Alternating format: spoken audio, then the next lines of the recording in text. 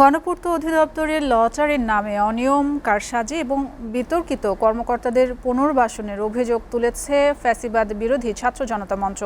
প্রশাসনিক নীতিমালা লঙ্ঘন করে গুরুত্বপূর্ণ পদে পদায়নের প্রতিবাদে মানববন্ধন ও স্মারকলিপি প্রদান করেছে সংগঠনটি। ঘটনা তদন্তে প্রযুক্তিগত পরীক্ষা ও বিতর্কিত প্রজ্ঞাপন বাতিলের দাবি জানিয়েছেন তারা। সকালে গণপূর্ত ভবনের সামনে লটারির নামে বিতর্কের প্রতিবাদে মানববন্ধন কর্মসূচি পালন করে ফ্যাসিবাদের বিরোধী ছাত্র জনতা মঞ্চ। মানববন্ধনে বক্তারা অভিযোগ করেন, প্রশাসনিক নীতিমালা তোয়াক্কা না করে ঢাকার গুরুত্বপূর্ণ পদে বিতর্কিত কর্মকর্তাদের বসানো হয়েছে।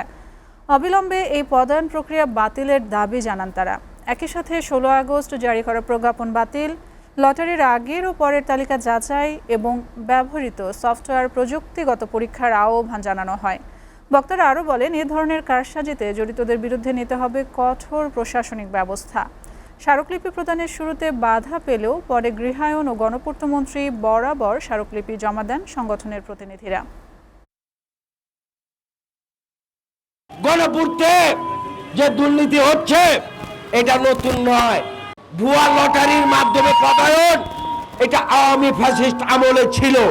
সুতরাং আমরা স্পষ্ট ভাষায় বলে দিতে চাই, গণপূর্ত সহ রাষ্ট্র সকল অংশে, রাষ্ট্র সকল কাঠামোতে যে যে জায়গায় দুর্নীতি হচ্ছে, পুরনো কাঠামো টিকিয়ে রাখা হয়েছে, নতুন করে পদায়ন